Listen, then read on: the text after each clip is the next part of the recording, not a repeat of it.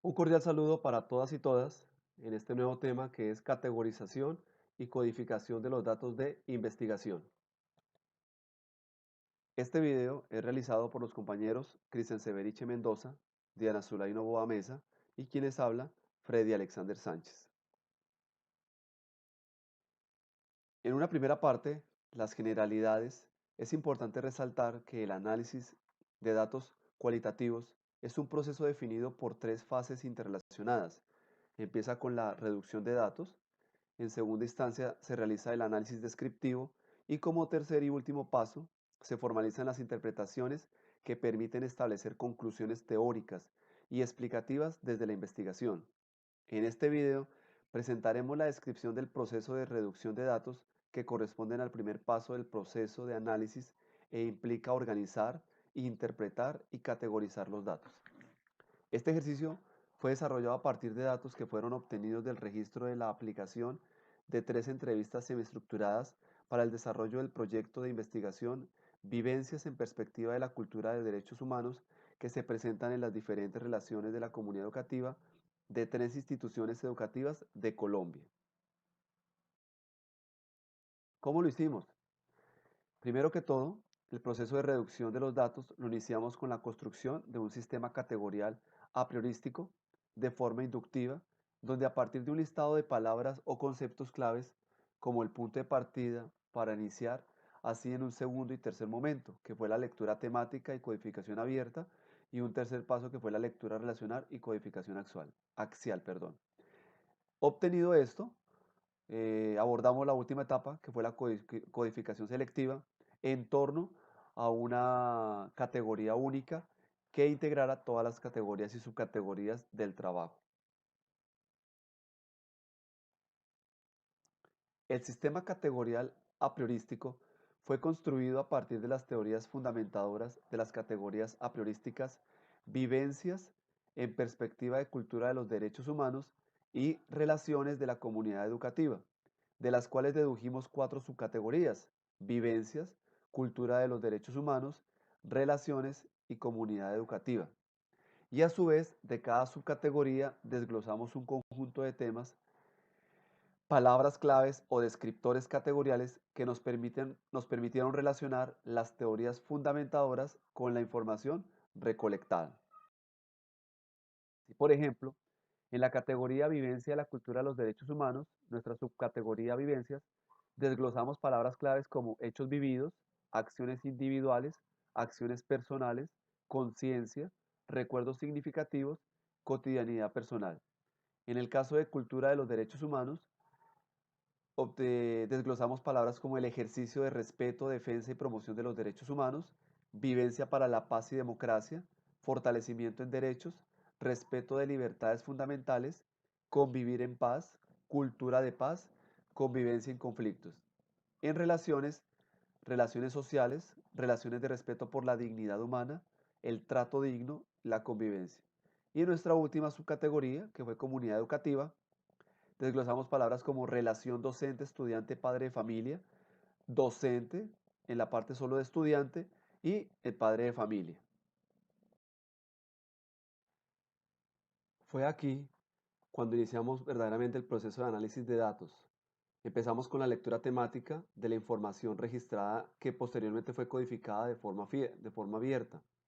En la lectura temática, para interpretar la información, abordamos cada subcategoría por aparte, es decir, por ejemplo, para identificar lo concerniente a las vivencias, buscamos entre lo contado por las personas entrevistadas, aquellos hechos vividos, acciones individuales, acciones personales, conciencia, recuerdos significativos y cotidianidad personal. Y cada párrafo o frase que correspondiera al tema o palabra clave lo nombrábamos con un color distintivo, como evidenciamos en la diapositiva. El color amarillo corresponde a acciones colectivas. Entonces, en nuestra interpretación, cuando esa línea o ese párrafo consideramos que era pertinente a esa acción, lo íbamos sombreando. En este ejercicio, en el proceso de codificación abierta, nos dimos cuenta que algunas palabras claves podían ser agrupadas o reducidas aún más.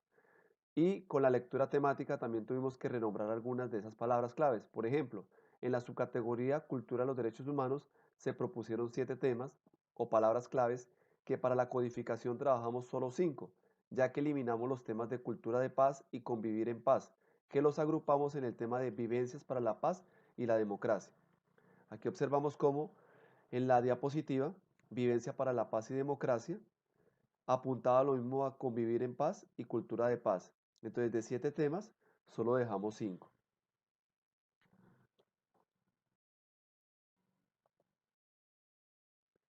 En este mismo ejercicio, eh, encontramos situaciones como la siguiente, que en la subcategoría relaciones, en la parte de convivencia y resolución de conflictos, analizando esas palabras claves, decidimos o encontramos que tienen más relación con la cultura de los derechos humanos. Por eso, aunque empezamos haciendo un análisis desde las relaciones, luego lo pasamos a cultura de los derechos humanos según los fundamentos teóricos que nos indican que es una temática más relacionada con la cultura que en sí de las relaciones.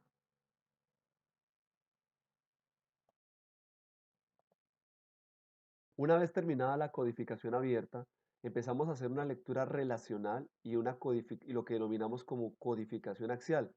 En este sentido, hicimos la siguiente matriz donde colocábamos las palabras claves, el docente 1, el docente 2 y el docente 3, y enfrentábamos cada una de las frases o líneas que correspondían o se relacionaban a esa palabra clave, como lo observamos aquí en los 3 ejemplos: hechos vividos con el color rojo, acciones individuales con el color azul y acciones colectivas con el color amarillo. Una vez obtuvimos la matriz completa con cada una de las palabras claves y los conceptos enfrentados de nuestros 13 entrevistados, procedemos a hacer una lectura mucho más analítica que nos permitiera identificar patrones o aquellos textos que con otras palabras tratan de expresar la misma idea. Por ejemplo, los textos 1, 2 y 3 y 4 fueron agrupados en el tema de relaciones de respeto por la dignidad humana, pero el 1 y el 2 tratan respecto de diferencias, mientras que los textos 3 y 4 tratan sobre el apoyo de los padres de familia en la escuela, por lo que escogemos uno de los textos para ser codificado en una matriz de codificación axial que más adelante la mostraremos. Aquí lo que queremos resaltar es eso. ¿Cómo hicimos este proceso? Analizando texto por texto, comparándolos con los tres entrevistados y evidenciando patrones que nos condujeran a qué relación tenían esas respuestas que dio cada uno de los entrevistados. Una vez analizamos cada uno de los textos codificados que obtuvimos en la matriz anterior, empezamos entonces a interrelacionarlos, a ver cada uno de esos textos cómo correlacionaba con los otros que estaban, a ver si tenían cosas en común o diferencias. Es de esta forma que, por ejemplo, en este matriz que propusimos con los compañeros, colocamos la categoría vivencia de la cultura de los derechos en la escuela, la subcategoría, que son las vivencias, y el texto codificado, pero entonces al hacer esa relación, aproximadamente 44 textos teníamos inicialmente en la matriz abierta, dejamos solo 12.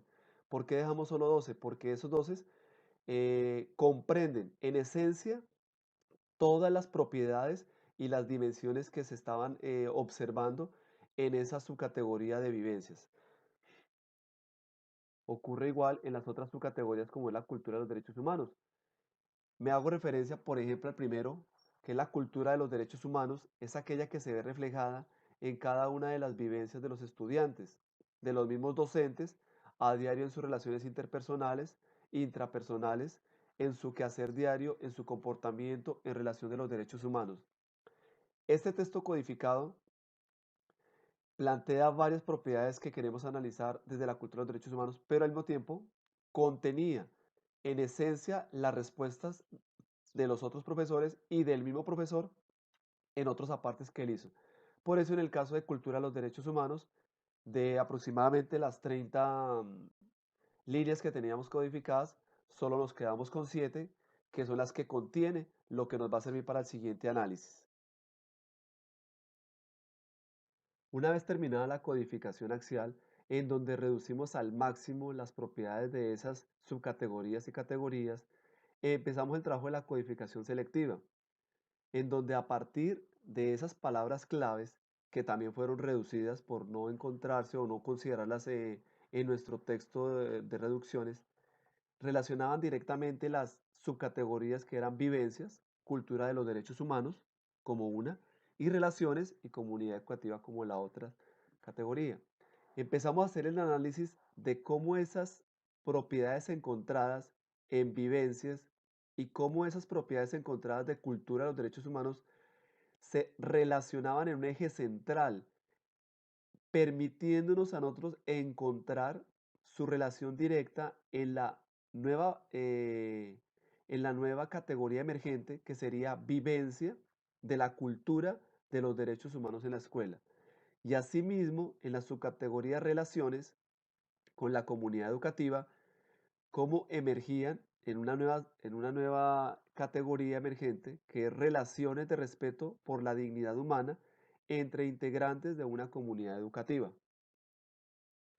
Esta codificación selectiva nos permite entonces analizar estos textos codificados de las categorías vivencia y las categorías cultura de los derechos humanos en la escuela y ver cómo estas propiedades que identificamos confluyen en la categoría emergente, que es vivencia de la cultura de los derechos humanos en la escuela, encontrando patrones como los que habla de vivencia, de que los derechos se viven más desde una forma pasiva y no activa, pero desde la cultura evidenciamos que los estudiantes, los padres de familia y los mismos docentes tienen una participación mucho más activa.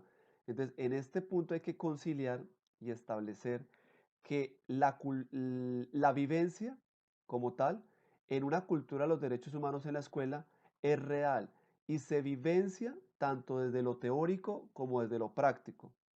También podemos encontrar otras o encontramos otros puntos de apoyo o como lo denominamos propiedades, es que se encuentra a veces desde la cultura resistencia a esa participación, resistencia a ese cambio, pero también encontramos desde las vivencias que los mismos docentes o los mismos alumnos aportan a que esa vivencia no sea positiva, sino sea desde un aspecto negativo, porque va en contra de los principios de los derechos humanos. Entonces, cuando analizamos ya no desde la categoría cada una por aparte, sino desde la vivencia en la cultura de los derechos humanos en la escuela, vemos cómo las vivencias independientes de los docentes y los alumnos de los padres de familia aportan significativamente a esa construcción en los derechos humanos en la escuela. En sí, esta codificación selectiva fue ese análisis que hicimos de cada una de esas categorías, revisando las propiedades y viendo cómo confluían. Por eso en este caso el texto codificado está más corto, porque estas 5 frases son las que realmente podemos relacionar con las otras 4 que tenemos en la categoría de cultura de los derechos humanos en la escuela. De este modo terminamos el trabajo en esta primera parte, como se indicó desde el comienzo. Agradezco por su atención y hasta una próxima oportunidad. Gracias.